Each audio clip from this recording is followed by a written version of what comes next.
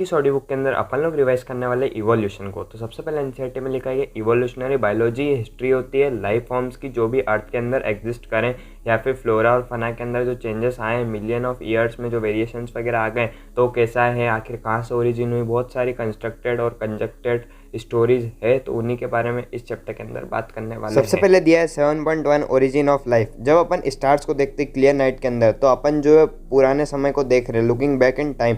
इसके लिए एक डिस्टेंस को यूज़ करते हैं, मतलब स्टेलर डिस्टेंस एक ऐसी चीज़ होती है जिससे जो एस्ट्रोनॉट्स है वो यूज़ करते हैं इसको एस्टिमेट एक डिस्टेंस को फाइंड करने के लिए, और ये लाइट ईयर्स के अंदर होती है। अब अपन जो ऑब्जेक्ट देख रहे हैं जो कि लाइट को इमिट कर रहा है, तो इसकी journey millions of year back start हुई थी और अपने से ट्रिलियंस ऑफ किलोमीटर अवे, लेकिन अपने को फिर भी जो आई से दिख जाता है। और अपन जो भी ऑब्जेक्ट देखते हैं अपनी इमीडिएट सराउंडिंग में तो अपन उनको इंस्टेंटली देख लेते हैं प्रेजेंट टाइम के अंदर, लेकिन जो स्टार्स है वो अगर अपन देखते हैं तो वो अपन जो पीपिंग कर रहे हैं पास्ट के अंदर।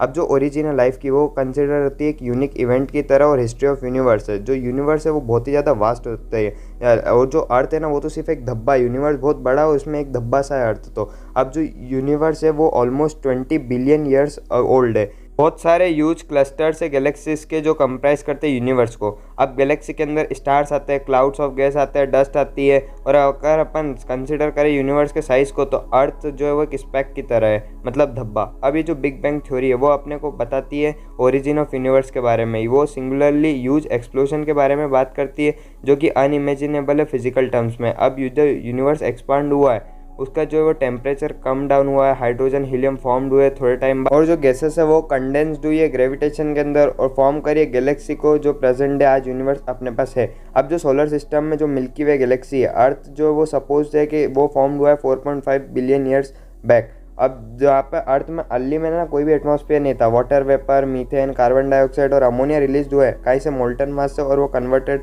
हुआ। अब जो यूवी रेज आ रही है सन से, तो उसने क्या करा, वाटर को हाइड्रोजन और ऑक्सीजन के अंदर तोड़ा, जो लाइटर H2 हुआ वो चला गया, स्कैप्ड हो गया, और जो ऑक्सीजन है कंबाइंड हो गया अमोनिया के साथ और मीथेन के साथ, और उसने क्या बना दिया, वाटर और CO2 और अदर चीज़ें। और उसके बाद ओजोन लेयर फॉर्म्ड हो गई, और जैसे ये थोड़ी ठंडी हुई तो वाटर वेपर जो ना वो रेन की तरह टपकने लग गया।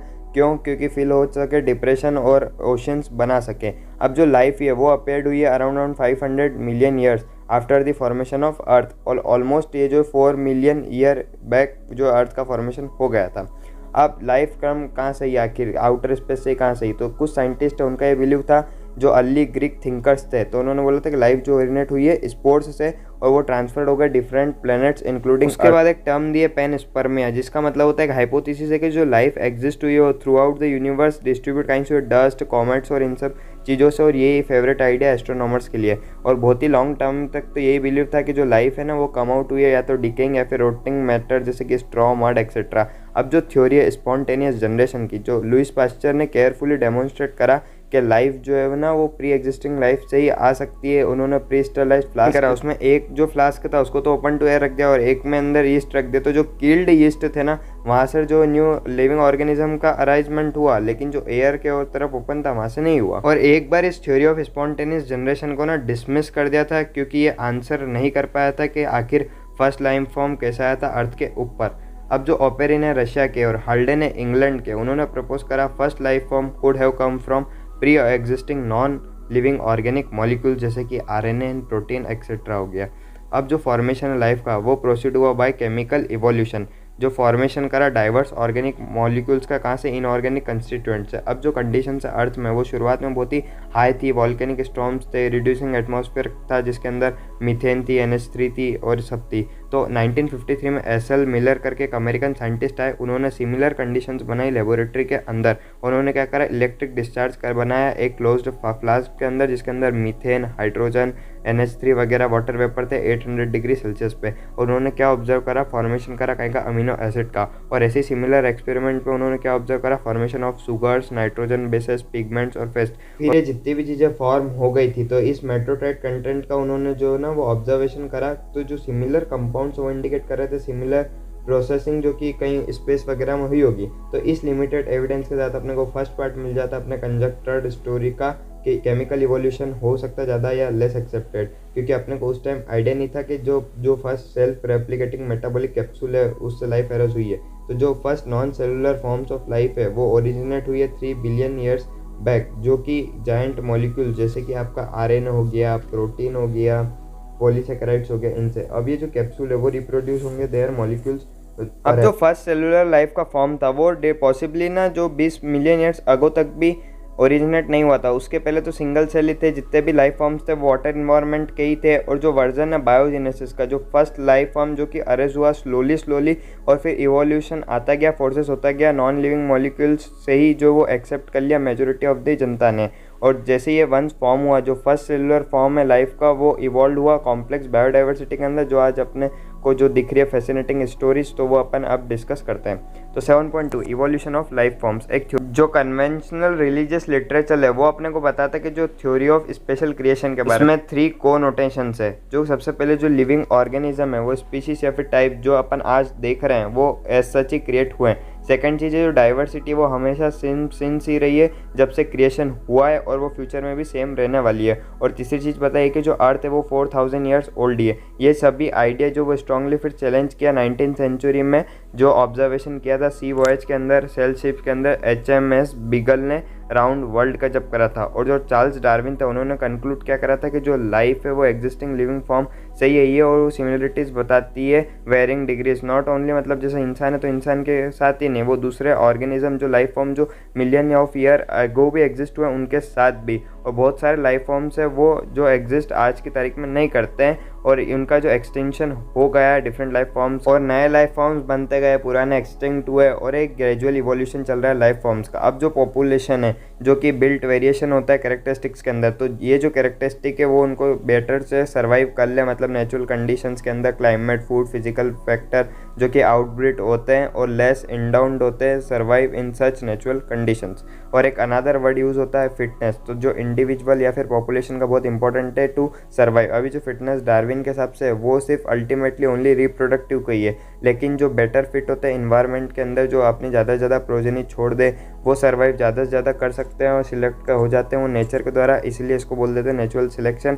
और ये इम्प्लाइड होता है मैकेनिज्म ऑफ इवोल्यूशन के अंदर। और अपन एक और चीज़ रिमेंबर करते हैं, अल्फ्रेड वेलेस एक नेचुरलिस्ट है जो कि बहुत सारे जो वो आइलैंड मेलाई आर्कीपेलिगो, जो उन्होंने भी सेम कंक्लूजन मतलब निकाला कि जो टाइम के साथ साथ अपेरेंटली नए टाइप ऑफ ऑर्गेनिज्म बनने लग गए, रिकॉग्नाइज होने लग गए, जो एग्जिस्टिंग करते थे लाइफ फॉर्म पुराने समय में और आज के समय में, वो सिमिलरिटी शेयर करते हैं। कोई कोई तो कॉमन एंसेस्टर भी शेयर करता है। अभी जो एंसेस्टर है वो geological period history of earth जो है वो क्लोजली रिलेट करती है बायोलॉजिकल हिस्ट्री ऑफ अर्थ के साथ में। और एक कॉमन परमिसेबल कंक्लूजन ये कि अर्थ जो है वो वेरी ओल्ड है, not 1000 of year earlier but billions of year old. अब क्या एविडेंसेस है इवोल्यूशन के 7.3 what are the evidences for evolution. Evidence जो इवोल्यूशन के लाइफ फॉर्म्स वो इंडिट क्या है, टेकन पार्ट करता है अर्थ में बहुत सारे क्वार्टर्स के अंदर, जो फॉसिल्स रिमेन, जो हार्ड पार्ट होते हैं लाइफ फॉर्म्स के, जो कि अपने को रॉक्स के अंदर देखने को मिलते हैं। रॉक्स फॉर्म करता है सेडिमेंट्स को, और क्रॉस सेक्शन अर्थ के क्रस्ट को इंडिकेट करता है arrangement of sediment over the time. अलग अलग लेयर बताती है कि मतलब कौन कितने लॉन्ग हिस्ट्री है किसकी अर्थ के साथ में। अब जो डिफरेंट एज्ड रॉक सेंटिमेंट्स है वो क्या कंटेन करती है, फॉसिल करती है डिफरेंट लाइफ फॉर्म्स की जो कि प्रोबेबली डाइड हो गए ड्यूरिंग द फॉर्मेशन एक पर्टिकुलर सेडिमेंट के फॉर्म होने के वक्त। अब जो कुछ अपीयर होती है सिमिलर मॉडर्न ऑर्गेनिज्म की तरह, अब जो represent extinct organism like dinosaur, तो अब स्टडी ऑफ फॉसिल हुआ डिफरेंट सेडिमेंट्री लेयर्स में वो इंडिकेट करती है जियोलॉजिकल पीरियड जिसके अंदर वो एग्जिस्ट करे। अभी जो स्टडी वो शो करती है लाइफ फॉर्म जो वेरिड हुए टाइम के साथ में, और सर्टेन लाइफ फॉर्म जो रेस्ट्रिक्ट हो गए सर्टेन जियोग्राफिकल लाइफ स्पान्स के टाइम पे। अब जो न्यू फॉर्म्स आए लाइफ के वो अराइज हुए एक different times of history of the earth के अंदर, और ये सभी जो वो पैलेंटोलॉजिकल एविडेंस है। अब आप क्या जानते हो कि जो एजेस ऑफ फॉसिल है वो कैसे कैलकुलेट करते हैं, क्या आपको रेडियो एक्टिव डाटिंग मेथड के बारे में बताया, क्या प्रिंसिपल्स होते हैं, आपने पहले पढ़ रखा होगा। अब जो एम्ब्रियोलॉजिकल सपोर्ट इवोल्यूशन का वो प्रपोज करा था अर्नेस्ट हैकल ने, जो कि बेस्ड था कहीं के ऑब्जर्वेशन पे सर्टेन फीचर, जैसे कि एम्ब्रियोनिक स्टेज जो कॉमन होती है सभी वर्टिब्रेट्स के अंदर, लेकिन देव की एब्सेंट होती है एडल्ट के अंदर। जैसे एग्जांपल लिया अपन ने जो एम्ब्रियोज है ऑफ ऑल वर्टिब्रेट ह्यूमन, तो वो जो है ना सबसे पहले रॉ वेस्टिजियल गिल स्लिट्स बनाती है बिहाइंड हेड, जो कि फंक्शनल ऑर्गन होती है सिर्फ फिश के अंदर, लेकिन वो सभी वर्टिब्रेट्स के अंदर बनती है।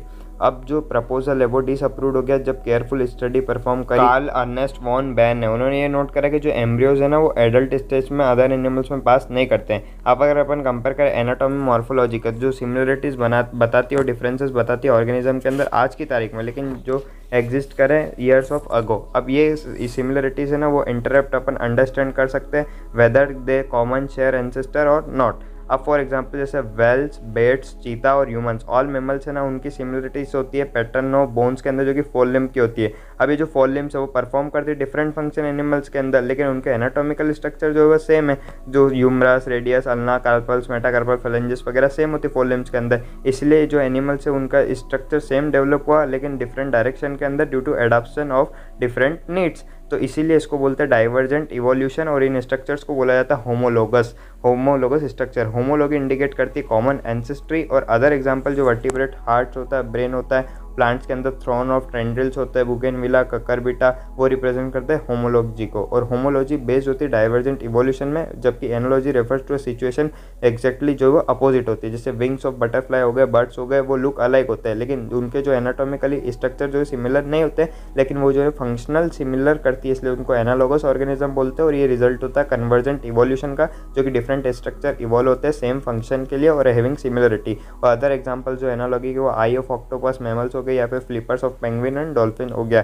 वन कैन से ये जो सिमिलर हैबिटेट है वो रिजल्ट करती है selection of similar adaptive feature different groups of organism के अंदर, लेकिन अपन फॉर्मेट सेम फंक्शन में जाए, जैसे sweet potato root modification and potato stem modification, ये भी जो एग्जांपल है एनोलॉजी का। और सेम लाइन ऑफ आर्गुमेंट में अगर अपन सिमिलरिटीज देखें प्रोटीन्स एंड जीन्स में जो परफॉर्म कर रहा है गिवन फंक्शन को अमंग डाइवर्स ऑर्गेनिज्म, तो ये गिवन क्लू देता है अपने को कॉमन एंसेस्ट्री का। और ये जो बायोकेमिकल सिमिलरिटीज है point to be shared same ancestry as structural similarities among diverse organism. अब मेन के पास एक ब्रीड होती है जो सिलेक्ट करती है प्लांट्स का और एनिमल्स का एग्रीकल्चर के लिए, हॉर्टिकल्चर के लिए, स्पोर्ट्स के लिए या सिक्योरिटी के लिए। अब मेन के पास जो है वो डोमेस्टिकेटेड मेनी वाइल्ड एनिमल्स होते हैं, क्रॉप्स होते हैं, जो इंटेंसिव ब्रीडिंग प्रोग्राम में जो क्रिएट हुआ ब्रीड्स बनाने के लिए, जो कि डिफर करता है अदर ब्रीड्स लाइक डॉग, लेकिन स्टिल जो सेम ग्रुप का होता है। तो ये आर्ग्यू करा गया है कि if with in hundreds of year man could create new breeds, could not nature have done the same millions of year ago. अगर अपन बना सकते हैं नई ब्रीड तो क्या नेचर नहीं बना सकता है क्या? तो एक और इंटरेस्टिंग ऑब्जर्वेशन ये कि सपोर्ट करता है जो इवोल्यूशन को नेचुरल सिलेक्शन जो कि इंग्लैंड से आया। तो बात है 1850s की, जब इंडस्ट्रियलाइजेशन के बिफोर जो मोथ्स थे उनको ऑब्जर्व करा तो वाइट विंग्ड मोथ्स ज़्यादा थे ट्री के अंदर डार्क से कंपेरिजन में, या फिर मिलेनाइज्ड मोथ।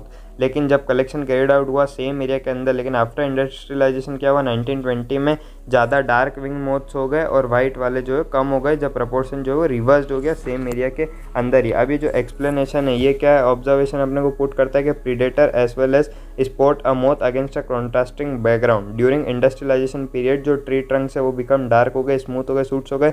इस कंडीशन के अंदर वाइट मोथ जो है वो सर्वाइव नहीं कर पाते प्रीडेटर्स के कारण, लेकिन डार्क विंग या फिर मिलेनाइज्ड मोथ जो है सर्वाइव कर जाते हैं। वहीं पे इंडस्ट्रियलाइजेशन के पहले इसका उल्टा होता था, थिक ग्रोथ होती थी, कहीं की व्हाइट कलर लाइकेंस की जो कि ट्रीज को कवर कर लेती थी बैकग्राउंड में, जिस कारण से व्हाइट विंग्ड जो मोथ के होते हैं वो सर्वाइव हो जाते थे, और जो डार्क वाले थे वो प्रीडेटर्स पिक्ड आउट जिनको कर लेता था। लेकिन आपको पता है कि लाइकेन जो यूज़ करते हैं as a industrial pollution indicators के बारे में, जो ये ग्रो नहीं होते हैं पॉल्यूटेड एरियाज़ के अंदर, इसलिए जो मोथ्स है वो एबल होते हैं उनको कैमोफ्लॉग करने के लिए, मतलब हाइड कर सकते हैं बैकग्राउंड के अंदर और सर्वाइव कर सकते हैं। अभी जो अंडरस्टैंडिंग है वो सपोर्ट होती है एक फैक्ट से कि जब इंडस्ट्रियलाइजेशन नहीं हुआ था रूरल एरियाज, जैसे कि वहाँ पर मिलेनिक मोथ जो लो थे, इससे क्या शो होता है कि मिक्सड ऑफ पॉपुलेशन होती है, जहाँ पर बेटर अडेप्टिबिलिटी होती है, सर्वाइबिलिटी होती है, इंक्रीज होती है पॉपुलेशन साइज में, और कोई सा भी वेरिएंट जो कंप्लीटली अभी तक वाइप्ड आउट नहीं हुआ है। वैसे ही जैसे अपन सिमिलरली एक्सेस यूज़ करते हैं हर्बिसाइड्स का, पेस्टिसाइड्स से, अपने को ना सिर्फ जो वो रेजिस्टेंट वेराइटीज़ का सिलेक्शन मिल जाता है कम टाइम स्केल के अंदर। लेकिन ये भी ट्रू है कि जो माइक्रोब्स जो अगेंस्ट जो अपन एंटीबायोटिक या ड्रग्स के अपन एम्प्लॉय करते हैं यूकैरियोटिक सेल्स का, तो जो रेजिस्टेंट ऑर्गेनिज्म सेल होती है वो अपेयर होती है स्केल ऑफ मंथ ईयर तक, ना कि सेंचुरीज तक। ये एग्जाम्पल से इवोल्यूशन बाय एंथ्रोपोजेनिक एक्शन बोले तो ह्यूमन एक्टिविटीज़ के कारण, इसीलिए इसको इवोल्यूशन जो है ना वो डायरेक्टेड प्रोसेस नहीं होती है इन सेंस ऑफ डिटर्मिनाइजेशन। ये एक स्टेटोचेस्टिक प्रोसेस होती है जो कि चांस पर बेस्ड करती है इवेंट्स का कि कैसे मतलब म्यूटेशन वगैरह ऑर्गेनिज्म के अंदर आ जाता है। 7.4 व्हाट इज एडाप्टिव रेडिएशन। अब जो डार्विन ने इस जर्नी के अंदर गैलापागोस आइलैंड पे वो गए थे, तो वहाँ पर उन्होंने अमेजिंग देखा क्रिएचर की डाइवर्सिटी, और उन्होंने जो ब्लैक स्मॉल बर्ड्स थे उनको डार्विन फिंचेस बोल दिया, जिन्होंने उनको एक्साइट करा था। और उन्होंने ये रियलाइज करा कि बहुत सारी वेराइटीज़ ऐसी फिंचेस की वो सेम आइलैंड के ऊपर है, और उन्होंने ये सोचा कि ये इसी आइलैंड के अंदर ही सभी इवॉल्व हुई होगी। जो ओरिजिनल सीड ईटिंग फीचर्स थे, जो मेनी अदर फॉर्म जो वो अल्टर्ड हुए, बिग्स अरोज अनेबल क्या करा उन्होंने to become insectivores and vegetarian finches. अभी जो प्रोसेस इवोल्यूशन की डिफरेंट स्पीशीज़ की एक गिवन जोग्राफिकल एरिया के अंदर जहाँ से स्टार्ट हुआ एक पॉइंट से और रेडिएट हुआ है अदर एरियाज में जोग्राफिकली हैबिटेट्स के अंदर, तो इसी को अपन एडाप्टिव रेडिएशन बोलते हैं। तो डार्विन फिंचेस एक इसका बेस्ट एग्जांपल है। और एक और एग्जांपल है इसका ऑस्ट्रेलियन मार्सुपियल्स, जो कि नंबर ऑफ मार्सुपियल जो कि अलग अलग थे एक दूसरे से, वो इवॉल्व हुए सेम एंसेस्ट्रल स्टॉक से, जो कि लेकिन एक ही आइसलैंड के अंदर हुए, जो कि ऑस्ट्रेलियन आइलैंड कॉन्टिनेंट था जहाँ पर एक से ज़्यादा एडाप्टिव रेडिएशन अपेयर्ड जो वो ओकर हुई है एक आइसोलेटेड जोग्राफिकल एरिया के अंदर, जो कि रिप्रेजेंट कर रही है डिफरेंट हैबिटेट्स को। और इसको अपन बोल सकते हैं कन्वर्जेंट इवोल्यूशन का एग्जांपल। और प्लासेंटल मैमल्स जो है ऑस्ट्रेलियन में वो भी एग्जिबिट करती है एडाप्टिव रेडिएशन को इवॉल्व करने में। इस सच वेराइटीज़ को प्लासेंटल मैमल्स जो कि अपेयर होती है सिमिलर तो कॉरस्पॉन्ड करती है मार्सुपियल्स को, प्लासेंटल वॉल्फ और तस्मैनियन वॉल्फ मार्सुपियल वगैरह। बाकी 2 इमेज मैंने आपके सामने लगाई है, तो इसको आप एक एक करके पॉज करके आप देख सकते हैं। अब अपन बात करते हैं बायोलॉजिकल इवोल्यूशन के बारे में। जो इवोल्यूशन हुआ नेचुरल सिलेक्शन में और ट्रू सेंस में जो स्टार्ट हुआ है वो सेलुलर फॉर्म्स ऑफ लाइफ से हुआ है, लेकिन डिफरेंस था उनकी मेटाबॉलिक कैपेबिलिटी में जो अर्थ के ऊपर ओरिजिनेट हुई। अब जो सेंस है डार्विनियन थ्योरी का वो इवोल्यूशन के बारे में वो नेचुरल सिलेक्शन है। जो रेट ऑफ अपीयरेंस हुआ है जो नया फॉर्म का, जो कि लिंक्ड है लाइफ साइकिल या फिर लाइफ स्पान से। तो माइक्रोब जो डिवाइड होते हैं वो फास्ट होते हैं, एबिलिटी उनके पास क्या होती है मल्टीप्लाई करने की, और मिलियंस ऑफ इंडिविजुअल बन जाते हैं कुछ घंटों के अंदर ही। अब जो कॉलोनी ऑफ बैक्टीरिया है जिसको अपन बोल देते हैं लेट सपोज ए, तो वो ग्रो कर रही है एक मीडियम के अंदर जिसके पास बिल्ट इन वेरिएशन है in terms of ability to utilize feed component. अब जैसे ही चेंज हुआ उनके मीडियम कंपोजिशन में, तो उनका जो वो एक पार्ट नया पॉपुलेशन का बन गया, तो उसको अपन भी बोल देते हैं जो सर्वाइव कर जाता है न्यू कंडीशन के अंदर। तो जो ड्यू कोर्स है इस टाइम के अंदर जो वेरिएंट पॉपुलेशन जो वेरिएशन आ गए वो आउटग्रो हो गया और अपेयर कर रहा है एज ए न्यू स्पीसीज। तो ये हैपन होता है कुछ दिन के लिए बैक्टीरिया के अंदर, लेकिन सेम चीज़ हुई है अपने fish Paul millions of years से, और ऐसे एनिमल्स के भी सालों लगे और ऐसे ऐसे नया फॉर्म आते गए। तो फिटनेस जो वो बी की बेटर है क्योंकि वेरिएशन आ गई है, ए की न्यू कंडीशंस के अंदर इतनी अच्छी नहीं है, तो नेचुरल जो सिलेक्ट करता है वो फिटनेस में के लिए। और अपने को एक चीज़ पता होनी चाहिए कि फिटनेस जो based on characteristics which are inherited होते हैं, तो इसलिए जो जेनेटिक बेसिस है तो गेटिंग सिलेक्टेड का एंड कोएवल का वो बहुत जरूरी है। तो एक और वे जो सेइंग का कि सेम थिंग के some organism are better adapted to survive otherwise जो विरुद्ध हो जाते हैं इन्वायरमेंट के, तो एडाप्टिव एबिलिटी इज इनहेरिटेड। तो ये जेनेटिक बेसिस है फिटनेस जो एंड रिजल्ट होता है एडाप्टिबिलिटी के लिए और नेचर से सिलेक्ट होने के लिए। अब अपन बात करते हैं ब्रांचिंग डिसेंट और नेचुरल सिलेक्शन की। ये 2 की कॉन्सेप्ट है डार्विनियन थ्योरी ऑफ इवोल्यूशन के। और डार्विन के पहले एक फ्रेंच के नेचुरलिस्ट थे लेमार्क, उन्होंने बोला था कि जो इवोल्यूशन हुआ लाइफ फॉर्म का वो ऑकर्ड हुआ, लेकिन ड्राइवन हुआ कहीं से यूज और डिस यूज ऑफ ऑर्गेनिज्म। उन्होंने एग्जांपल दिया जिराफ का, जिन्होंने अटेम्प्ट किया फॉरगेज लीव्स ऑन टॉल ट्री। तो उन्होंने क्या कर लिया, उनकी नेक जो इलोंगेट हो गई क्योंकि उनको पत्ती खाना पड़ती थी ऊपर पेड़ से, तो उन्होंने पास करा दिस एक्वायर्ड कैरेक्टर। तो धीरे धीरे जनरेशन होती गई और धीरे धीरे गर्दन की साइज जो है बढ़ती गई, लेकिन इस पर किसी ने बिलीव नहीं करा। तो आखिर इवोल्यूशन एक प्रोसेस है या फिर रिजल्ट ऑफ प्रोसेस है? तो इस वर्ल्ड में अपन जो देख रहे हैं इन एनिमेट और एनिमेट वर्ल्ड में, तो ये जो सक्सेस स्टोरीज है इवोल्यूशन की, अपन डिस्क्राइब कर सकते हैं story of this world evolution को एज अ प्रोसेस। तो on the other end when we describe the story of life on earth we treat evolution as a consequence of process, जिसको बोलते हैं natural selection. तो इसलिए अभी तक कोई क्लियर नहीं है कि इवोल्यूशन ही एक प्रोसेस है या फिर एंड रिजल्ट है एक अननोन प्रोसेस का। अब ये पॉसिबल है कि जो वर्क है थॉमस मेल्टस का पॉपुलेशन का, उसने डार्विन को इन्फ्लुएंस करा, लेकिन जो नेचुरल सिलेक्शन है जो बेस्ड होता है सर्टेन ऑब्जर्वेशन के अंदर जो कि फैक्चुअल है। जैसे एग्जांपल के लिए नेचुरल रिसोर्सेज जो कि लिमिटेड है, लेकिन पॉपुलेशन स्टेबल साइज के अंदर अगर आप एक्सेप्ट कर दो सीजनल फ्लक्चुएशन के अंदर, तो जो मेंबर ऑफ पॉपुलेशन है वो वेरी करते characteristics. In fact no two individual are alike even though they look superficially similar, लेकिन वेरिएशंस उनके अंदर भी आए हैं। द फैक्ट जो थ्योरेटिकली पॉपुलेशन का साइज जो है वो ग्रो करती है exponentially if everybody reproduce maximally. तो ये जो अपने को देखने को मिलता है बैक्टीरियल पॉपुलेशन के अंदर। इनफैक्ट जो पॉपुलेशन की साइजेस है रियलिटी में वो लिमिटेड है, क्योंकि यहाँ पर कंपटीशन है रिसोर्सेज के अंदर, और कुछ ही जो है सर्वाइव कर पाएँ और ग्रो कर पाएँ at the cost of other not flourish. जो नॉवेल्टी और ब्रिलियंट इंसाइट ऑफ डार्विन की, उन्होंने क्या बोला कि द वेरिएशन जो हेरिटेबल है जो कि मैक करता है रिसोर्स को यूटिलाइजेशन बेटर में और एडाप्टेड हैबिटेट को, तो वही एनेबल करता है रिप्रोड्यूस करने का और यहाँ पर ज़्यादा प्रोजेनी छोड़ सकता है। इसलिए period of time many generation survivor जो है वो लीव करते हैं अपनी प्रोजेनी को और वो चेंज करते हैं पॉपुलेशन कैरेक्टरिस्टिक्स और नया फॉर्म की जो लाइफ है वो अपीयर हो जाती है और अराइज हो जाती है। अब 7.6 मैकेनिज्म ऑफ इवोल्यूशन। तो ये जो ओरिजिन है वेरिएशंस की और ये स्पेसिएशन कैसे हुआ। स्पेसिएशन का मतलब होता है फॉर्मेशन ऑफ नए स्पीसीज और डिस्टिंक्ट स्पीसीज। तो जो मेंडल ने भी इसके बारे में टॉक करा था कि जो इनहेरिटेबल फैक्टर्स है जो कि इन्फ्लुएंस करते हैं फिनोटाइप को, तो डार्विन ने इन सब चीज़ों को इग्नोर कर दिया और इन ऑब्जर्वेशन को कर दिया साइलेंस के अंदर। और जो फर्स्ट डिकेड है 20th सेंचुरी का, जब ह्यूगो डी वेरिज आए तो उन्होंने उनके वर्क के बेसिस पे इवनिंग प्राइमोस की उन्होंने फोर्थ आइडिया ऑफ म्यूटेशन वो लेके आए। लार्ज डिफरेंस हुए अराइजिंग सडनली एक पॉपुलेशन के अंदर। उन्होंने ये बिलीव करा कि जो म्यूटेशन जो हुआ वो कॉज हुआ इवोल्यूशन का, नॉट माइनर वेरिएशंस, ठीक है। तो जो डार्विन ने टॉक अबाउट नहीं करा था। तो म्यूटेशन जो वो रैंडम और डायरेक्शनल लेस हुए, लेकिन डार्विन ने बोला था कि जो वेरिएशंस है वो स्मॉल होते हैं और डायरेक्शनल होते हैं। तो इवोल्यूशन जो डार्विन के लिए वो ग्रेजुअल है, लेकिन डी वेरिस ने ये बिलीव करा था कि म्यूटेशन कॉज स्पेसिएशन, जो कि फाइनली कर देता है सॉल्टेशन, जो मतलब सिंगल स्टेप लार्ज म्यूटेशन। तो स्टडी करा पॉपुलेशन जेनेटिक्स और उस पर जो थोड़ी सी क्लियरिटी लेके आया। 7.7 हार्डे-वेनबर्ग प्रिंसिपल। अब किसी भी पॉपुलेशन के अंदर अगर अपने को फ्रीक्वेंसी फाइंड आउट करनी है ऑकरेंस की, अलील के, जीन की या फिर लोकस की, तो इस फ्रीक्वेंसी को अपन सपोज करते हैं कि ये फिक्स्ड है और ये फिक्स्ड रहती है थ्रू आउट दी जनरेशंस। अब हार्डे-वेनबर्ग प्रिंसिपल है ना, तो उन्होंने एल्जेब्रिक इक्वेशंस का यूज़ करा था।